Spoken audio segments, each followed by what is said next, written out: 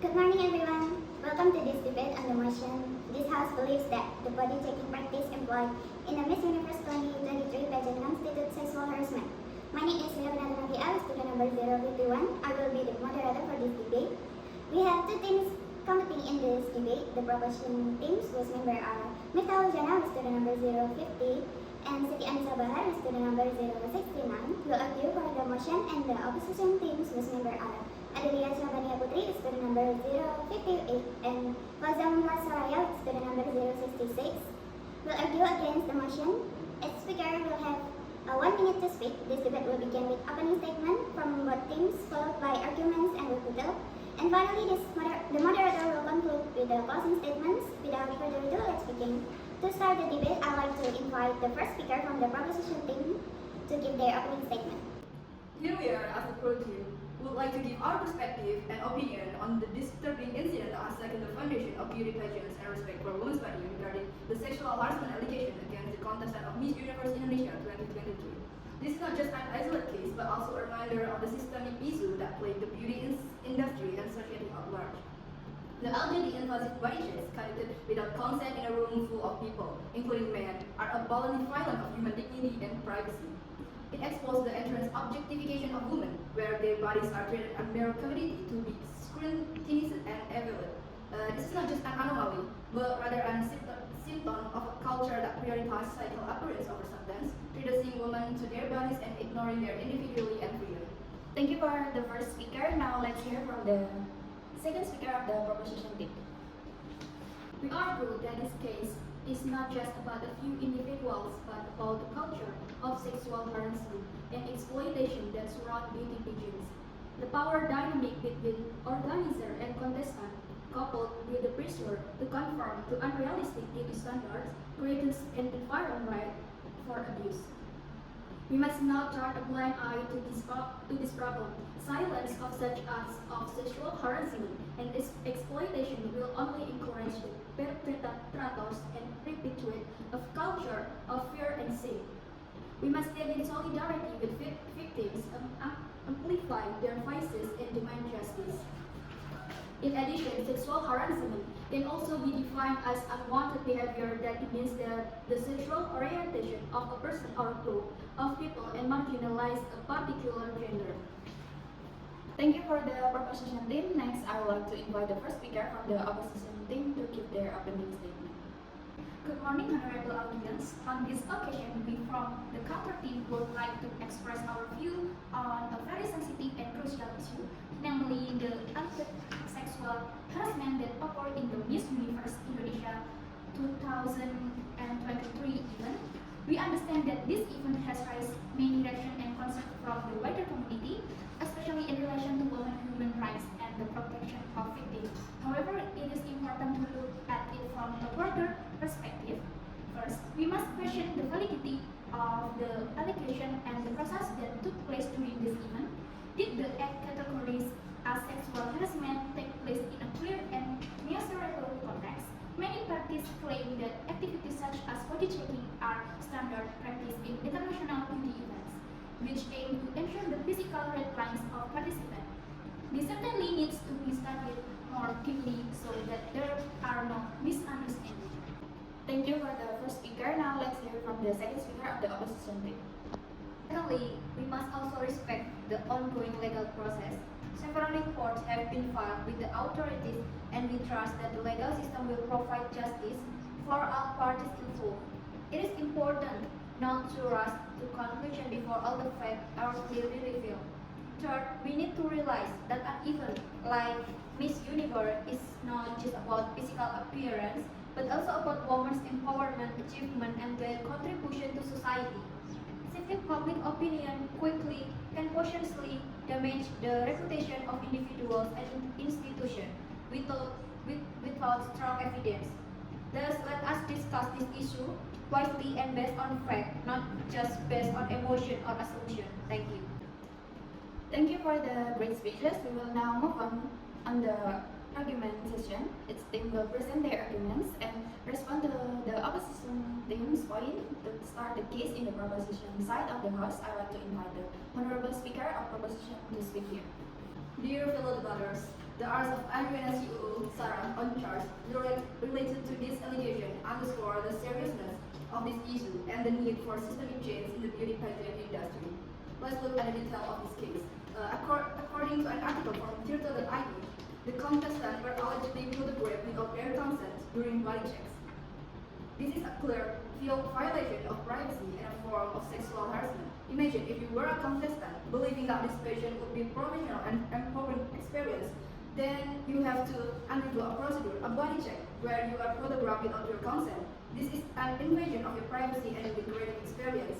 The article also mentioned that contestants are allegedly yelled and the freezer to submit to body checks. This creates a situation where it is difficult to resist. The power imbalance between pageant organizer and contestant is a major concern. The contestants are placed in a vulnerable position during the contest.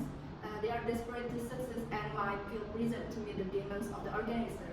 Even if they feel uncomfortable, this pressure and lack of clear boundaries can lead to a situation like this, where alleged abuse occur. Moreover, the fact that this case is being investigated by the police highlight the seriousness of the allegation. This is not minor matter and it is important that it's truly investigated. Thank you to the member of the proposition team for that speech. Now to go to the first argument from the opposition side, I would like to welcome member of the opposition here. Thank you for the opportunity. As the counter team, we would like to highlight that although the media coverage of the sexual harassment case of Miss Universe Indonesia 2023 is very important, we reject the pro-team's argument that blames the media entirely for the public perception of this case. The media has a responsibility, but it is not the only party that influences public perception. We do not deny that some media use clickbait headline as mentioned. But we must also look at this issue from a broader perspective. Public perception of sexual harassment is not only influenced by the media, but also by the social, educational, and legal norms that exist in society. Blaming the media alone does not solve the root of the problem, which is the lack of public education on the issue and weak law enforcement that makes sexual harassment often not to taken seriously. I'd like to thank the member of the opposition team for that speech. Now moving on to the second argument, I would like to welcome the member of the proposition team. Starting from the issue of sexual harassment, the news related to the harassment case of the contestant of the Miss Universe Indonesia 2023, UD even on various media portals, reached more than 50 news in the period August 7 until September 6, 2023. This harassment case began when one of the finalists reportedly went to Polda Metro Jaya to sue several people from PT Kapila Swastika Karya on Monday, August 7, 2023. The finalist with the initial PKN was accompanied by a lawyer, Melissa Anggraini, to sue the organizer of the beauty event. In the news published, the previously mentioned media detailed the incident that occurred in the body checking agenda. However, not a few media outlets were unsympathetic to the victim's experience by embedding clickbait and essential titles. One such media was Suara.com with the headline 10 finalists photographed naked Miss Universe Indonesia 2023 will be reported to the police. The use of the diction naked in the headline shows and emphasizes on the dramatic and controversial aspect of the event without considering its sensitivity and seriousness. This emphasized that harassment that attacked the Miss Universe finalists is considered commonplace and underestimated by some people. Thank you to the member of the proposition team for that speech. Now to go to the second argument from the opposition side, I would like to welcome the member of the opposition here. In this case, Sarah, as the CEO of Miss Universe Indonesia, is entitled to the defense of the allegation against her. She has publicly denied the allegation, stating that her action has no intent to dehumanize the contestant. Judging Sarah before a valid court decision not only violates her human rights but also undermines the principle of justice that should protect every individual from unproven accusation. In addition, the narrative of allegation that circulated tended to be potentially false because it was based more on interpretation than solid fact. Sarah explained that the body checking process was carried out on the direction instruction of the CEO of Miss Universe and was aimed at assessing the fit of the dress and looking for sign of injury, not as a form of harassment. This suggests the possibility of misunderstanding is or misinterpretation that could affect the view of her action. Without more concrete evidence, this allegation cannot be a valid basis to blame Sarah fully. I'd like to thank the member of the opposition for the final remark. Now, to continue the argument, I would like to invite the members of the opposition. To expand on my partner argument, based on her legal advisor's statement, Sarah performed the task on the behalf of the CEO of Miss Universe. This emphasized the possible involvement of other parties in this case, who should also be investigated. If only one individual is the focus, it might overlook systemic factors or the involvement of others who might have greater responsibility. Finally, the legal process in this case is still ongoing, and the police themselves have stated that the investigation is not yet complete. It is possible that other suspects might emerge at a later date, so it is important not to rush to conclusion. Patience and respect for the legal process are the best ways to ensure justice is served. Premature public verdict against Sarah will only create injustice and complicate efforts to uncover the truth. Thank the member of the opposition team for that speech. Now to go to the third argument from the proposition side, I would like to welcome member of the proposition here. My fellow debaters, we need to emphasize that this case is not just the fault of one person. The sexual harassment case against Miss Universe Indonesia 2023 is a reminder that objectification of women and abuse of power can have terrible consequences. According to Tirto.id, the contestant not only reported the incident, but also submitted evidence to the police. This evidence, which can be in the form of witness statement, photo, or recordings, show the seriousness of their claims and strengthen the case to be truly investigated. The article further revealed that the police upgraded the case to the investigation, meaning that they have found sufficient evidence to suspect a crime. This represents a significant development, moving the case from a pre-investigation to a full criminal investigation. This upgrade highlights the disturbing nature of the alleged offense. We are not just talking about a minor offense. These are allegations that potentially violate Indonesian law on sexual harassment and assault. Let's look at the details of the alleged assault. According to Tirto.id, contestant face a range of inappropriate behavior, including unwanted photos, suit, verbal abuse, and intimidation. This certainly creates a hostile environment where contestants feel pressured to fulfill unreasonable demands. I'd like to thank the member of the proposition team for that final remark. Now moving on to the fourth argument, I would like to welcome the member of the proposition here. It is important to understand that sexual harassment is not just about physical touching. Sexual harassment also includes a wide range of behaviors that objectify, belittle, or intimidate others. The same is true of the report treatment that the contestant experienced. More importantly, this case highlights the power imbalance inherent in beauty pageant. Contestants are often young women striving for success and placing their trust in pageant organizers. This vulnerability makes them susceptible to manipulation and abuse. Organizers have a position of authority and influence over contestant careers and reputation. This creates a situation where contestants may feel pressure to engage in inappropriate behavior for fear of compromising their chance. The Miss Universe Indonesia case demands that we look at the beauty pageant industry as a whole. Are there steps taken to protect contestants from harassment? Has the power dynamic between organizer and contestant been properly addressed? We urge pageant organization to prioritize the safety and well-being of their participants.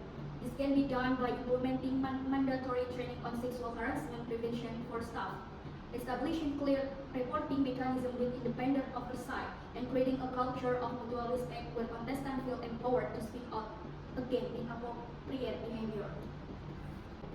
Thank the member of the proposition team for that fun speech. Now I would like to invite the members of the opposition team to give their argument. In response to the statement from the party, not everyone agreed that behavior that is perceived as objectifying or belittling is always a form of sexual harassment. Some may see such interaction as part of broader cultural or social norms. Moreover, Beauty pageants often involve an element of attractiveness which can make certain interaction natural in that context. Contestants should have realized this before participating in Miss Universe. In addition, some beauty pageants take a stake for the welfare of their participants, such as conducting training and mental support program which show the industry is not entirely negative, and generalizing that all organizers act unethically can ignore the many individuals who strive to create a safe and supportive environment for contestants. I'd like to thank the member of the opposition team for that wonderful remark. Now, moving on to the fifth argument, I would like to welcome the members of the proposition. Dear my fellow debaters, we need to emphasize that while it is true that beauty pageants are entirely about psychological appearance, it is important to distinguish between healthy competition and harmful objectification. The line is crossed when contestants are subject to invasive examination, unsolicited photo and verbal abuse that are clearly abusive.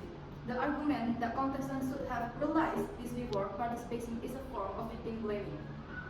It's a responsibility for the offender to the victim. Consent is not a static concept. Consent can be withdrawn at any time, and contestants have the right to feel safe and respected. Furthermore, claims that beauty pageants can offer positive experiences such as training and mental support programs do not negate the harm caused by sexual abuse. These two aspects are not mutually exclusive. In fact, beauty pageants that promote harmful beauty standards and tolerate harassment might exacerbate the negative psychological impact on contestants. It is also important to address the border culture context. While certain behavior might be considered normal in certain culture, that does not make them right. We have a responsibility to change harmful norms and advocate for a more respect and equal society.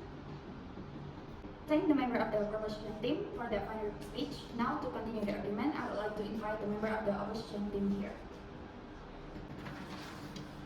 Dear brother and sister, the international platform Miss Universe has faced controversy over unauthorized photographing during body checking. This raised questions about the boundaries and norms of the competition as contestants are expected to participate in a catwalk segment in swimwear, including bikini. However, taking photo without permission during body checking is problematic as it invades individual privacy and might be considered sexual harassment. The act violates the contestant's right to privacy even if they wear more revealing clothing on the stage. To address this issue, we must reflect on defining harassment in different contexts and creating a safe and respectful environment for all participants without compromising the essence of the competition.